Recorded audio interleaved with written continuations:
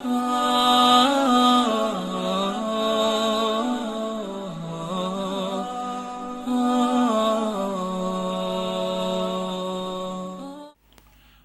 علیکم ورحمۃ اللہ وبرکاتہ۔ اعوذ باللہ من الشیطان الرجیم، بسم اللہ الرحمن الرحیم۔ آپ نے بارہا کچھ الفاظ سنے ہوں گے: فرض، واجب، سنت، حرام، مکروہ۔ یہ الفاظ ہم بارہا استعمال کرتے ہیں، سنتے ہیں، اور کئی دفعہ یہ سوال اٹھتا ہے کہ فرض کسے کہتے ہیں، یا بعض دفعہ ہم پوچھتے ہیں کہ حرام کسے کہتے ہیں۔ ان الفاظ کی حقیقی معنویت معلوم نہ ہونے کی وجہ سے بہت دفعہ ہم ان اصطلاحات کو ایک دوسرے کی جگہ استعمال کرتے ہیں یا غلط استعمال کرتے ہیں، اور چونکہ بالعموم ہماری آج کل کی گفتگو میں اصطلاحات کی اہمیت نہیں دیکھی جاتی، تو بہت ساری مرتبہ بہت بڑی غلطیاں ہم کر لیتے ہیں۔ تو آج ہم ان اصطلاحوں کی تفہیم پہ بات کریں گے۔ سب سے پہلی بات جو سمجھنے کی ہے وہ یہ ہے کہ اصطلاح کسے کہتے ہیں۔ اصطلاح کا مطلب ہوتا ہے کوئی ٹرم، ہماری تمام ٹرمینالوجیز میں سے ہم کوئی اصطلاح استعمال کرتے ہیں۔ لفظی معنی، بنیادی معنی ہے اتفاق علماء، یعنی ماہرین فن کا کسی لفظ کے اصطلاحی معنی پر، جس کے معنی پر اتفاق ہو جاتا ہے کہ اس معنی کے لیے یہ لفظ وضع ہوگا، اسے ہم اصطلاح کہتے ہیں۔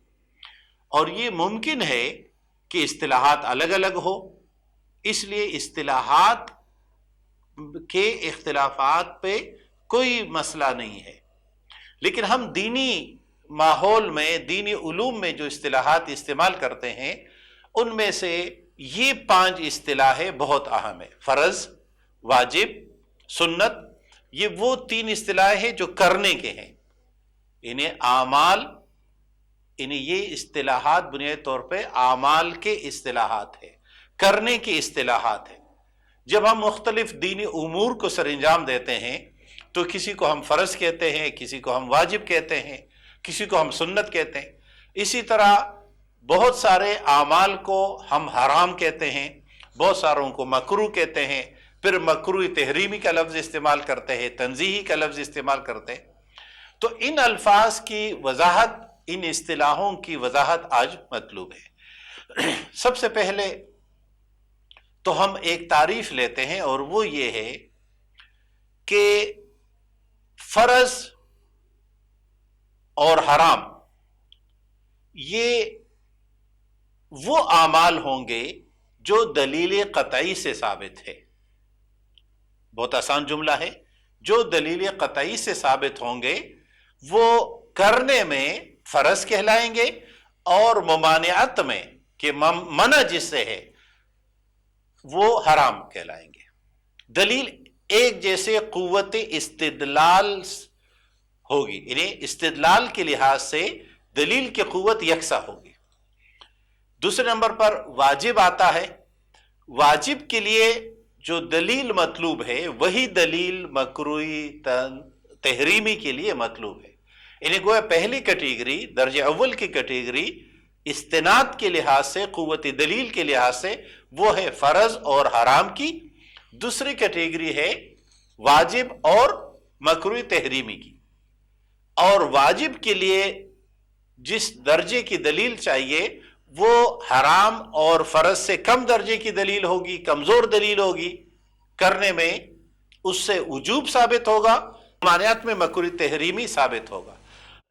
اس کو اصطلاح میں ہم کہتے ہیں جو دلیل ظنی سے ثابت ہو اس سے واجب ثابت ہوگا، اور جانب ممانعت میں مکروہ تحریمی ثابت ہوگا۔ تیسری کیٹیگری آتی ہے سنت کی۔ سنت دلیل ظنی سے ثابت ہوگی، اور سنت کے مقابل، سنت جیسے درجے کی دلیل سے مکروہ تنزیہی ثابت ہوگی۔ یعنی ایک مرتبہ تو ان دونوں کو آمنے سامنے رکھیے، فرض کے مقابلے میں، یا فرض ایک مساوی ہے دلیل کی قوت کے لحاظ سے حرام کے، جس طرح کی دلیل سے حرام ممانعت میں، اسی طرح کی دلیل سے فرض۔ اس طرح دلیل ظنی پھر دو طرح سے ہوتی ہے۔ پہلے درجے کی دلیل ظنی ہو تو اس سے، یعنی دلیل ظنی مطلب جو یقینی نہ ہو، جو قطعی نہ ہو، اس سے واجب ثابت ہوگا، اور ممانعت میں مکروہ تحریمی، اور یہ دونوں آپس میں ایک دوسرے، یہ کیٹیگری کو یاد رکھنا بہت ضروری ہے۔ یہ نہیں ہو سکتا کہ ایک عمل تو فرض ہو اور اس کے بالعکس کو ہم حرام کہہ دیں، یعنی فرض کے مقابل حرام، واجب کے مقابل مکروہ تحریمی۔ اگر کوئی عمل واجب ہے تو اس کا مقابل، یعنی اگر کرنا واجب ہے تو اس کا ترک مکروہ تحریمی ہوگا، اگر کرنا فرض ہے تو اس کا ترک حرام ہوگا۔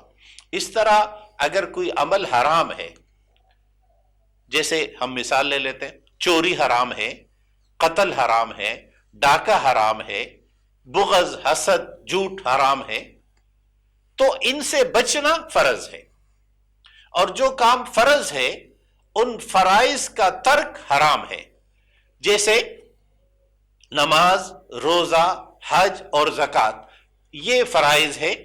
جہاد فرائض کا درجہ پا لیتا ہے وقت کے ساتھ، تو اس وقت جہاد کو ترک کرنا حرام ہوگا، نماز کا ترک حرام ہوگا، روزے کا ترک، حج کا ترک، یہ حرام ہوگا۔ تو یہ تو حرام اور فرض کی کیٹیگری۔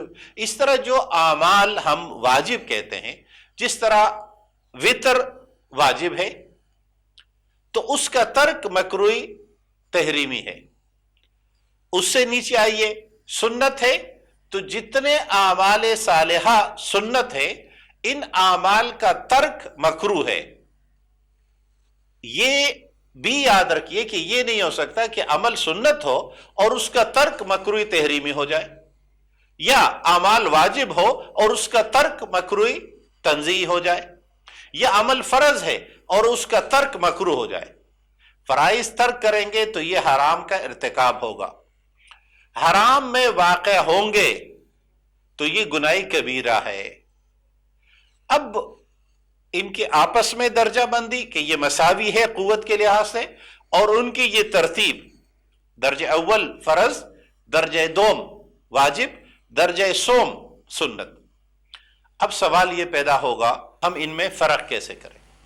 ہمارے ہاں بالعموم ایک غلط فہمی یہ پائی جاتی ہے کہ جو اعمال قرآن میں ہیں وہ فرض ہے اور جو احادیث میں ہیں وہ سنت ہے۔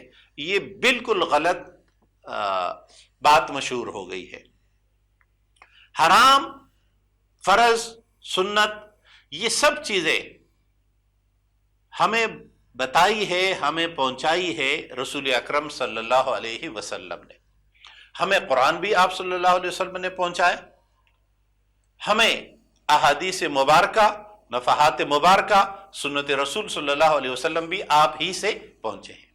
انہیں آپ نے وحی منتقل کی، وحی کی چاہے قرآن کی شکل ہو یا وحی غیر متلو ہو، تلاوت والی وحی ہو یا غیر تلاوت والی وحی ہو، یہ دونوں امت کو آپ صلی اللہ علیہ وسلم کے ذریعے سے عطا کی گئی ہے۔